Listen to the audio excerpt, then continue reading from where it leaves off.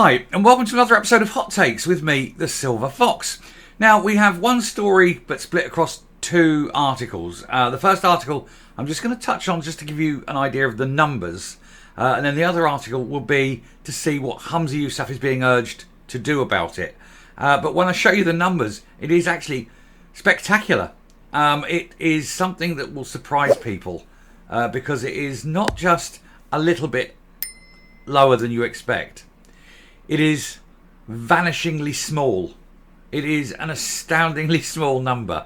And it will, I think, highlight the issue of the biggest problem in Scottish tourism at the moment, which is accommodation, and how it is about to absolutely collapse to a point where it could take down the entire tourist industry simply because of one man's pride. He can't be seen to reverse a policy. It will be seen as a failure.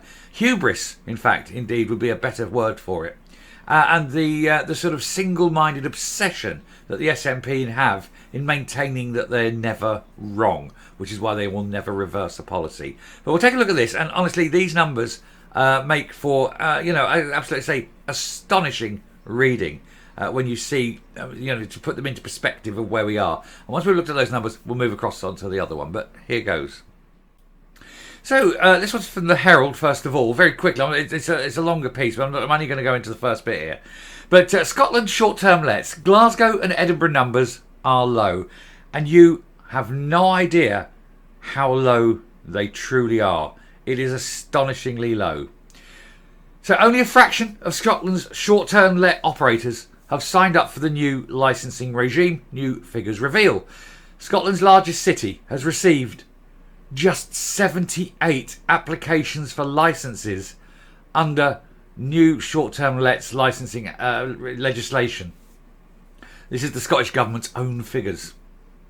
And in Edinburgh, where the council believes there are 12,000 short-term lets, there's been 90 applications. 90 out of 12,000. That's 0.75%. 0.75%. Now those short-term lets, those basically 11,910 short-term lets that have not applied, are 11,910 properties that will no longer be available for short-term lets. That is to say, bed and breakfasts and things like that. So when people come to Scotland and particularly go to Edinburgh for a long weekend or a midweek break or some such, for to come up, see friends, have a relax, look at the history of the city, tourism, a massive part of the Edinburgh economy. There's nowhere for them to stay. Nowhere. The hotels will be full. If you can get a room, you'll be paying 3-4 times the price of a hotel than you previously were, which means fewer money going, or less money available rather, to go out into the wider economy, because the hotels will take all the money. So money that they would have spent out in going to this shop and that bar and that restaurant, all gone to the hotel. It's going to devastate the economy, devastate the tourist dollar, if you like. And it's not just Aberdeen and Glasgow, it's the whole of Scotland. And be it the places like Inverness, Aberdeen, big places where people go, especially Inverness, and Perth, and what's the one down the bottom there, Fort William, huge tourist place. And again, these figures apply. Nobody is applying for these licenses because it's just so hard, so expensive. No guarantee that you'll get it. You could risk hundreds and hundreds, possibly thousands of pounds, and still not guarantee getting your license because everybody's got to have a say. Everybody's got to have a finger in the pie. Money. They're doing money, and by doing this, they're going to destroy the economy. They'll actually take far less than the money that they would have raised in terms of licensing these rooms. They're destroying an economy, and they're wrong. Now, that's there. So I've given you the figures on that. And so I'm going to go across to the other piece, and we'll have a look, because that's sort of dealing with what Hamza Yousaf can do about it. But yeah, it is just appalling. So here's this. Oops, shrink that down a bit. There we go. And this is giving you the baseline of where we are. In fact, across the whole of Scotland, only 2,500 licences have been applied for. Where are people going to stay? I remember going up to Kilcohen, up by Ardnamurchan, and staying in a little place there, a little set of lodges out on that west. It's the most westerly point of mainland Great Britain. And I was staying out there and having a look, and so it's a lovely place. You go past the Glenfinnan Railway, and then you just keep going west, and you eventually get there.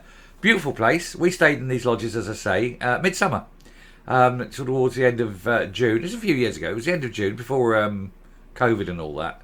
And I've got to say, it doesn't get dark much, does it? But we had a great time. But we can't afford to do that now, because firstly, those lodges have gone because they haven't got the licensing, because they can't afford the licensing. They don't know whether they're doing it, so they're giving them up. And there's no other hotel. There's no hotel where we were staying. So there's a community, a small community, that takes in a cash crop during the summer months through providing accommodation, food, beer, for people just looking for a break, for hikers, that sort of thing. Gone. And it isn't just there, it's the whole of Scotland. All these places that rely on tourism are going to die. So Hamza Yousaf is told, you must delay the licensing scheme. I would suggest you must abandon the licensing scheme, as 2/3 of businesses threaten to shut. And that's just 2/3 now. And as they see more and more legislation and see others going, it's going to get worse. The Association of Scotland's self-caterers have demanded that the First Minister show some leadership and spine and balls. Well, that's 2 out of 3 he hasn't got. I suspect it's probably 3 out of 3 he hasn't got. And to halt the scheme ahead of its October the 1st start date. And there he is, looking very worried, as even he now realises that it's a big, massive mistake. But of course he can't be seen to reverse it, because it'll make him look like he's wrong. And he can't do that. His pride won't allow that. Hamza Yousaf has been warned thousands of Scottish jobs could be lost if he presses on with the introduction of new licensing regulations for tourist accommodation. And a massive 64% of businesses say they're considering their future due to the scheme, which comes into force on the 1st of October. A snap poll by the Association of Scottish Self-Caterers found small businesses are considering leaving the sector entirely because of the Scottish Government's new licensing scheme for short-term rental properties. Now, this is a market that has existed for 100 years without government interference, and has had zero problems and zero complaints, and has been the backbone of the tourism industry in Scotland.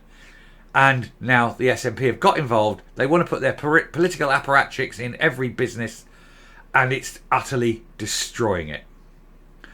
Of the 2015 respondents, just 35% of businesses told the ASCC they will not leave the sector over the legislation, while 93% of those said they are considering leaving, cited the licensing scheme as the reason.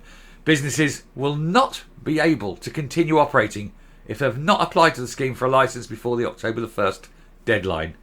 It requires operators to display energy performance ratings on listings, obtain adequate public liability insurance, put various fire precautions in place, but businesses have expressed significant concerns over the cost of obtaining a licence, with individual local authority costs ranging from £250 to £5,869. Now, if you're a small place and have to fork out nearly £6,000, that could be a half or at least a third of your annual income. Why would you carry on? And then you still might not get it. You can lay out your near £6,000, and there's no guarantee that you're going to get your licence.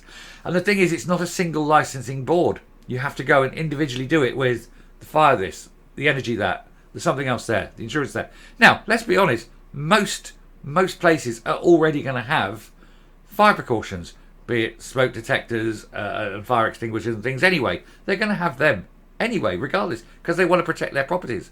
And they're certainly going to have insurance because they want to protect their properties. These things are probably already in place. But now you have to have a political apparatchik sitting there at great expense ticking off to see that you have them. And then giving you a piece of paper to say you can carry on with your business, which you've carried on with for the last 100 years. It's ridiculous. The ASCC survey also revealed that 63% of respondents believe the handling of the short-term let scheme has led to greater division in communities, while 79% said they are worried about their future because of the legislation. Of those who choose to close their businesses after October the 1st, only 15% plan to sell their properties. In other words, they'll probably put it into long-term lets, which doesn't help local economies because it isn't people coming up to spend money deliberately in that region. It's people who are going to be living there, and because the cost of living is so tight, they won't be spending money in all the little touristy places. So all the little touristy places are going to have to close down, let people go, fire people, put people unemployed, and take the hit and lose. And everyone is pointing the finger, of course, at Humza Yousaf and his no-spine position. Mr. Yousaf repeatedly ruling out a further extension to the deadline. The ASCC is urging the Scottish Government to heed the warnings of the sector. Fiona Campbell, Chief Executive of the ASCC, said, despite numerous warnings, which have regrettably been casually dismissed, the regulations remain unfit for purpose and will wreak untold damage on Scottish tourism and our reputation as a welcoming place to visit and do business. And this is the problem. Thousands of jobs in the tourist industry, self-catering, BBs, lodges, but also wider into the little bars and restaurants around these places. And it's gone. And once it's gone, it isn't coming back. It is a one-time deal. These places close and they can't reopen. They're done. They fall into rack and ruin, and it's finished. And it can all be laid at the door of one man who refuses to bend in case people see him as being weak and vacillating. And it's far too late for that. We see him for what he is, a weak, vacillating, spineless moron. And I'm coming up. Now, we have to draw a conclusion from this. And the conclusion is this.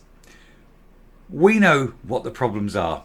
The tourist industry knows what the problems are. And the Scottish Government and Humza Yousaf know what the problems are. He has been told, it has been explained to him, it has been shown that this action will damage the tourism industry irrevocably.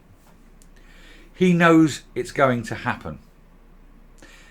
And he's still pressing on with it. And so what the SNP are doing is they are deliberately, absolutely deliberately, via policy and with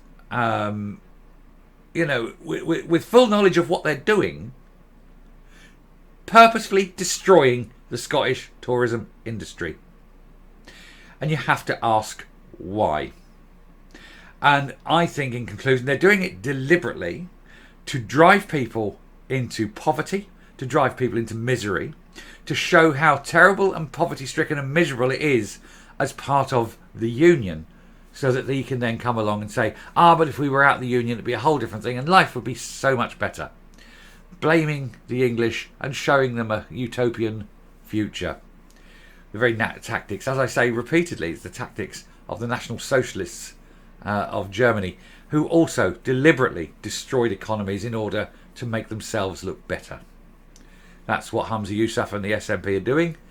They're destroying another sector of industry in Scotland deliberately doing it in order to create misery and poverty so that they can look better when they try to lift you out of the misery and poverty that they will then blame on Westminster. You know what to do at the next election, don't you?